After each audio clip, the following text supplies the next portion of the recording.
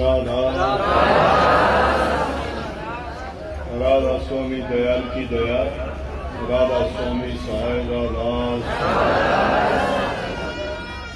प्यारे सत्संगी भाइयों बहनों,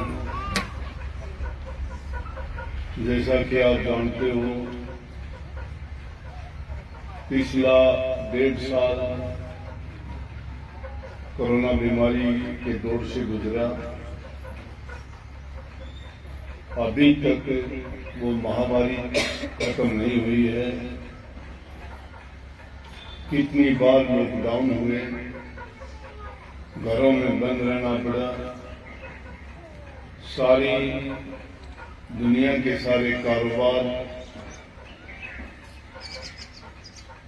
जीवन अस्त व्यस्त करके रख दिया। और उसी संबंध में हमें भी उसका खामियाजा सत्संग ना करके भुगतना पड़ा। आप सत्संगियों को इकट्ठा होने की इजाजत नहीं थी, क्योंकि वो एक संक्रमित बीमारी है। ज्यादा पास बैठने से जल्दी फैलती है, बहुत ज्यादा फैलती है। उसकी लापरवाही जहां हुई, हमने देखा हमारे भाई जो भी इस बीमारी के कारण हमसे जुदा हुए, तो बड़े दुख की बात थी और उससे क्षतिपूर्ति नहीं हुई। बड़ा दुख हुआ, बड़े कष्ट झेलने पड़े। लेकिन आपके दिलों में फिर भी इच्छा रही कि हमें सत्संग मिले, तो उसके लिए हमने तरीका अपनाया कि आपको सत्संग लाइव आके व्हाट्सएप पर, फेसबुक पे और चैनल के माध्यम से सत्संग तो आप तक पहुंचा, लेकिन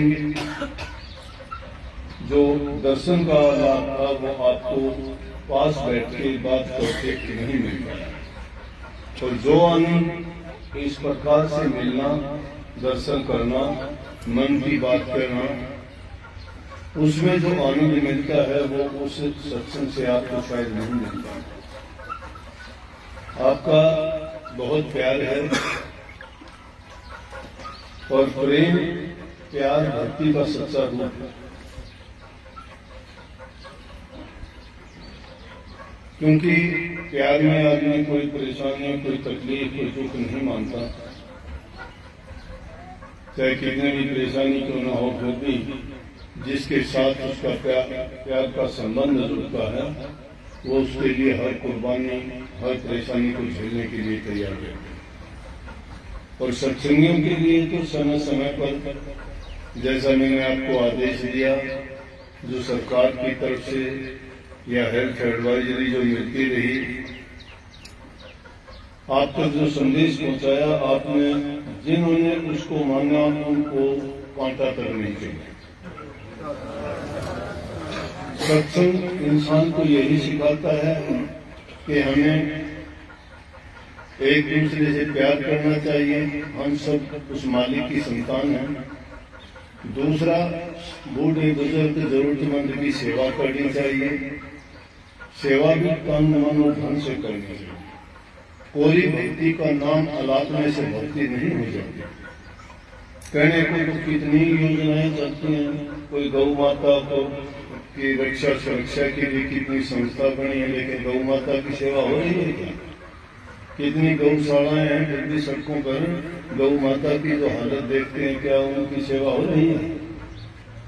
या दूसरी और भी कोई धर्म के नाम से कितने धर्म, कितने सत्संग, कितने कीर्तन, कितनी बातें होती हैं, कितने मंदिर, कितने मस्जिद, कितने गुरुद्वारे हैं, उनमें लोगों को जाते हुए देखते हैं, मन से टेकते हैं, विश्वास और श्रद्धा देखते ही बनती है।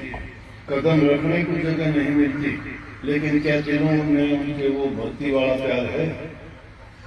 अगर वो सच्ची भक्ति आप जानना चाहते हो, तो सच्ची भक्ति है माँ बाप की सेवा में, बूढ़े बुजुर्ग की इज्जत कदर करने में, सबके साथ अच्छा व्यवहार करने में, प्यार करने में, मीठा बोलने में, और किसी के दिल को प्रसन्नता देने में।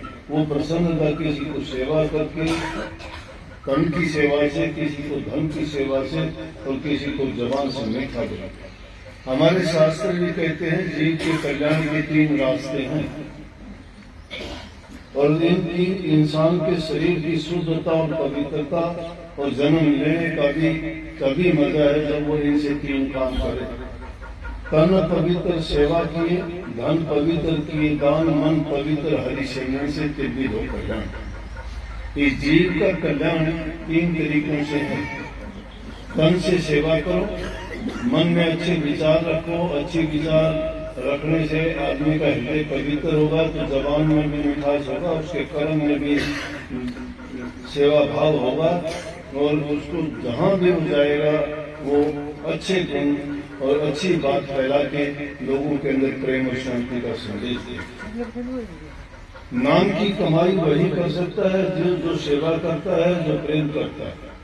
जो सेवा और प्रेम को नहीं जानता वो पूरी भक्ति की बात करता है, उससे भक्ति नहीं बनती। क्योंकि जरूरी चीज ये है, हम किसान लोग हैं, खेतों में जब काम करते हैं और खेतों में जब तक अपने खेत में झाड़ी जंखाड़ खड़े रहते हैं, मैं वैसे ही सुना दूंगा, ना चिंता करो, अरे रहने दे उसको, आवाज जब आ जाएगा नहीं रहने दो, सुना है ना भाई। तो खेतों में जब झाड़ी जंखाड़ और वो चीजें खड़ी रहती हैं, किसान उसमें कभी खेती नहीं करता, कभी बीज नहीं डालता। बीज कब डालता है? जब उसके झाड़ी जंखाड़ को निकाल देता है। जब हमारा हृदय पवित्र होगा तो उसमें सब बातें शुभ, भली और अच्छाई की और अच्छे गुण होंगे। जिस इंसान के अंदर अच्छे गुण नहीं है, बुराइयां भरी पड़ी हैं, नाम भक्ति का लेता है, शराब पीता है, सुल्फा गांजा पीता है, घरों में प्यार प्रेम नहीं है, न बच्चों से प्रेम है, स्त्री से झगड़ा है, आपस में सब प्यार से नहीं रह पाते हैं, मंदिरों में जाके मत्था रगड़ते हैं, गुरुओं को जाके भेंट चढ़ाते हो, गुरुओं के आगे तो गुरु गुरु करते हो, लेकिन घरों में अगर आपका बर्ताव, व्यवहार और कर्म अगर देखे जाए तो बहुत निंदनीय है। जब तक हमारा वो व्यवहार नहीं सुधरता, हमारे अंदर बदली तब्दीली नहीं आई, अच्छे गुण हमने नहीं अपनाए, तो क्या कभी सत्संग देगा, क्या मंदिर मस्जिद गुरुद्वारे देंगे, या क्या कोई दूसरे भजन कीर्तन देंगे। इसलिए अच्छी चीज है कि इंसान पहले इंसान बनना सीखे। इंसान बनने में उसके अंदर शुद्धता, पवित्रता, अच्छे विचार, मन के अंदर प्रेम की भावना और हर इंसान के प्रति उसकी श्रद्धा होनी चाहिए। सब जीवों के ऊपर दया रखनी चाहिए। इन चीजों को जो समझ जाता है, जान जाता है, इन चीजों का पालन करता है, वो सद्गुण है, वो श्रेष्ठ कर्म है, वो ऐसे हैं कि उनसे इंसान का जीवन बदलता है। जब हमारा जीवन तो वही रहा कि इंसान का तो चोला है, कर्म पशु वाले करते हैं, तो हमें इंसान कौन कहेगा? आपस में जब लड़ाई करते हैं तो कहते हैं कुत्ता लड़ाई है। कुत्ता लड़ाई में जानते हो कि अगर 4-5 कुत्ते अगर होंगे, उनके अंदर एक रोटी का टुकड़ा डाल दोगे, सब केसर क्या करेंगे? वो उसकी पूंछ को काट देगा, उसका कान काट देगा, उसकी गर्दन काट देगा, रोटी के टुकड़े को मिट्टी में गिरा देंगे, झगड़ा करके सब अपने अपने लहू लुहान होकर चले जाएंगे। वो भी मिट्टी में मिला दिया और बेकार में उन्होंने चोट भी खाई। लेकिन जहाँ प्रेम है, जहाँ श्रद्धा है, जहाँ एकता है, जहाँ समानता है, वो इस प्रकार का जीवन होना चाहिए। जिस प्रकार आप रेवड़ रखते हो ना, या भेड़ बकरियां, भेड़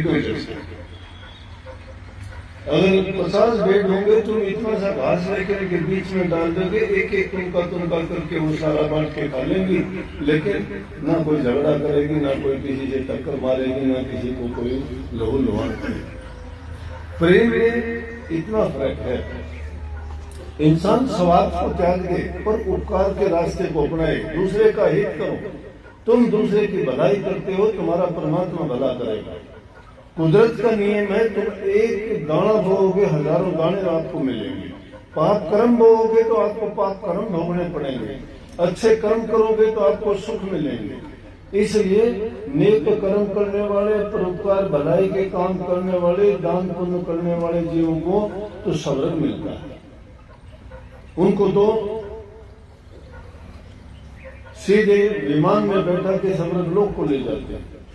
और जो बुरे खोटे मंदे कर्म करता है, दूसरे जीवों को सताता है, किसी को तड़पाता है, चोरी डकैती ठगी करता है, बुरे कर्म करने वालों को परिणाम क्या मिलता है? उसको नरकों में जाना पड़ता है, यमदूत लेके जाते हैं।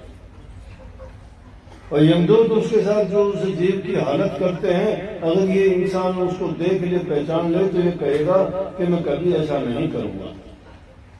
लेकिन संतों का जो रास्ता है, वो संत तो उनको वो भेद देते हैं, वो ऐसा अमोला लाभ देते हैं कि जिसको प्राप्त करके, जिसकी कमाई करके ये जीव अगर जाए तो सब में बैकुंठ की बात क्या है, सीधा उस मालिक के चरणों में जाके उस लोक में सदा के लिए शांति पाता है। ना कभी जन्म होता है, ना मरण होता है। इस जीव को सबसे बड़ा दुख है 84 के गेड़ में जन्म लेना, मरना और जीना। और किस किस योनि में, गंदी से गंदी योनि, कुत्ते की, सुअर की, सांप की, कितने जीव जंतु, कीट पतंगे।